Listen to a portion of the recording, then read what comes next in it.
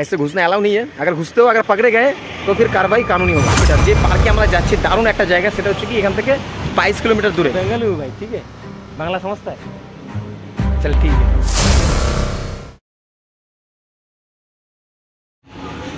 So hello guys, welcome back to my YouTube channel with new video. So অনেক দিন পরে আবার ফিরে আসলাম একটা নতুন ব্লগ নিয়ে। অনেক দিন পর, আমি জানি এটা অনেক দেরি হয়েছে, বাট এখন থেকে লাগাতার ব্লগ আসবে এবং লাগাতার তোমরা দেখতে পারবে। তো এখন আজকে একটা জায়গাতে যাওয়ার প্ল্যানিং চলছে, যেখানে মানে একটা পার্ক এবং খুব সুন্দর একটা পার্ক, যেখানে অনেক ধরনের পাখি দেখা যায় এবং এটা একটা ন্যাশনাল পার্ক। সো এখন আমি যাচ্ছি আমার স্কুটি নিয়ে। আমার স্কুটিটাকে প্রথমে সার্ভিসিং করাবো অ্যান্ড দেন সেখান থেকে যাব আমি আমাদের পার্কে, যে পার্কটার নাম হচ্ছে ন্যাশনাল সুলতানপুর পার্ক, রাইট? তো তোমরা দেখতে থাকো এবং এনজয় করতে থাকো, দেখা যাক কী হয় না হয়।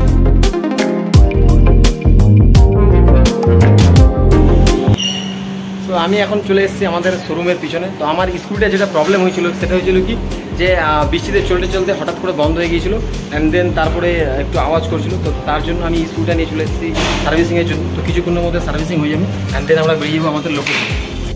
তো আমাদের যেটা স্কুটি ছিল সেটার খাস সেরকম কোনো প্রবলেম নেই, চেকিং করে বোঝা গেল, তো তার জন্য তাড়াতাড়ি হয়ে গেল। তো এটা হলো আমার স্কুটি। তো এটা নিয়ে এখন যাওয়া যাক। এখন এখান থেকে টোটাল 22 কিলোমিটার, যে পার্কে আমরা যাচ্ছি দারুণ একটা জায়গা, সেটা হচ্ছে কি এখান থেকে 22 কিলোমিটার দূরে। তো আমি অনেক ডিসিশন নিলাম, অনেক চিন্তা ভাবনা করলাম যে অটোতে যাব না স্কুটি নিয়ে যাব। তো স্কুটি নিয়ে যাওয়া এই সিটিতে বিশাল রিস্কি একটা ব্যাপার। তো তারপরে দেখা যাক কী হয়, স্কুটিতে যাওয়া যায় না অটোতে যাওয়া যায়, দেখা যাক কী হয়। বেটার আমার মনে হয় অটোতে যাওয়া, কারণ অটোতে গেলে আমি একাই আছি, ফুটেজ নিতে পারবো, তোমাদেরকে দেখাতে পারবো। অ্যান্ড স্কুটিতে গেলে রাস্তার কোনো ফুটেজ দেখাতে পারবো না। তো দেখা যাক কী হয়। আমার মনে হয় যে অটোতে যাওয়াই বেটার হবে। তো তোমরা ভিডিওটা লাস্ট অবধি দেখতে থাকো। পার্কে তো আমি যাবো, এই লোকেশনে তো আমি যাবো এবং তোমাদেরকে ফুটেজ দেখাবো। তো ফাইনালি ডিসিশন নেওয়া গেল যে আমি স্কুটি নিয়েই যাবো, অটোতে আমি যাব না এবং একটু দেখে শুনে যাবো, কারণ একটা রিস্কি একটা ব্যাপার, কারণ খুব ভিড়বহুল একটা জায়গা। এটা তো কিছুই না, এটা লোকাল, বাট এখান থেকে যে আমি ন্যাশনালে উঠবো তো তোমরা দেখতেই পারবে। মানে কী করেছে দেখাবো, আমি একাই আছি, আমার সাথে কেউ নেই যে ফুটেজ নেবে।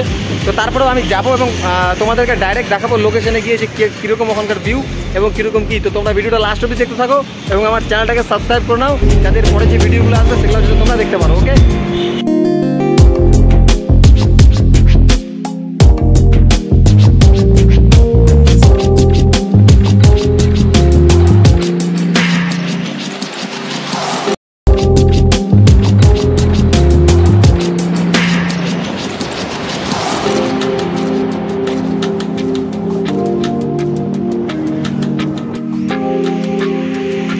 তো অনেকটা চলে এসেছি, প্রায় আমরা অনেকটাই চলে এসেছি। আমরা বলতে কি আমি একাই, এবং রাস্তায় একটু দাঁড়ালাম, কারণ এতটা গরম রাস্তায়, এতটা গরম মানে আমি বলে বোঝাতে পারবো না, এতটা মানে হিট, এতটা টেম্পারেচার এই রাস্তায়।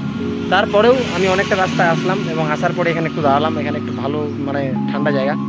আর এখানে আরেকটা জিনিস দেখা যাচ্ছে, এখানে মাঠের মাঝখানে এই গরমের মধ্যে অনেক লোক মানে যাযাবর, এনারা মানে যেখানে সেখানে মানে এক জায়গা থেকে আরেক জায়গায় যারা ঘুরে বেড়ায় তারাই, যে এগুলো আমাদের পশ্চিমবাংলাতেও মাঝে মাঝে দেখা যায় এবং তারা এখানেও এখন আছে। তো এখানে অনেকজন দেখা যাচ্ছে, মানে অনেকগুলো টেন্ট দেখা যাচ্ছে। তো বেশি দূর নেই আর, আমরা এখান থেকে 4 কিলোমিটার আছি। 4 কিলোমিটার পরে আমরা ঢুকে যাবো আমাদের লোকেশানে। তো এখানে আরেকটা জিনিস দেখা গেল,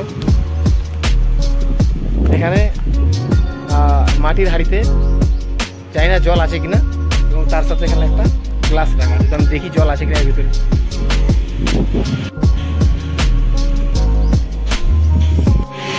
তো গায়ে সত্যি এখানে জলও পাওয়া গেল খাওয়ার জন্য, খুব ঠান্ডা জল, মাটির গলিতে জল এমনিতে ঠান্ডা থাকে প্রচণ্ড। তো দেখা যাক এখন আমাদের জার্নি শুরু করা যাক। আর বেশিটা দূর নেই, চলে আসলাম আর 4 কিলোমিটার। রাস্তায় এতটা গরম বলে বোঝানোর মতো না।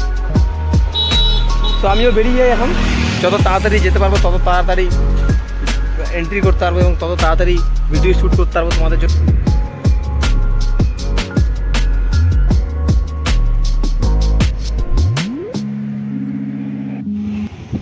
তো গাইজ, রাস্তায় চলার পথে যে লোকেশনে যাচ্ছি তার আগেই আর একটা লোকেশন পেয়ে গেলাম। মানে জানি না এটা কেমন কি, বাট আমি তোমাদেরকে দেখাতে চাই। অ্যাকচুয়ালি এখানে একটা মানে রাস্তার ধারে একটা প্রচুর পুরনো একটা মন্দির এখানে আছে।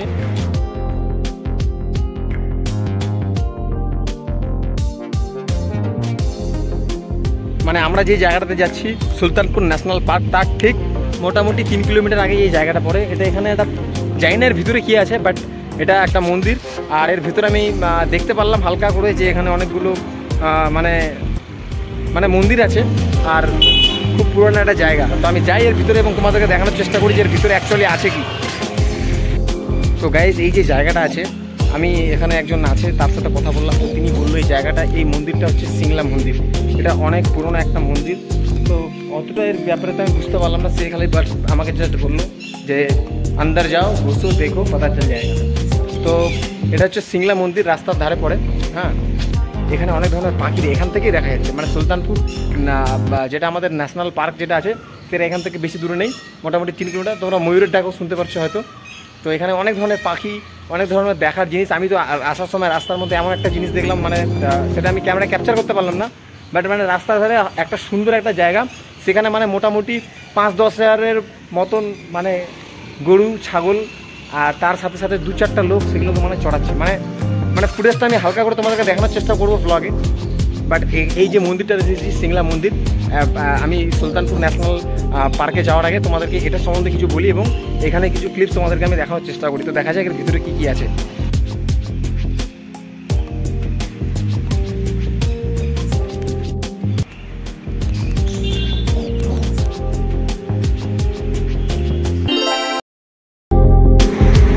তো গাইজ যেই জন্য এত পরিশ্রম করে আসা হলো, যেই জন্য এত মেহনত করে গরমের মধ্যে ব্লগ শ্যুট করার জন্য আসা হলো সুলতানপুর ন্যাশনাল পার্ক,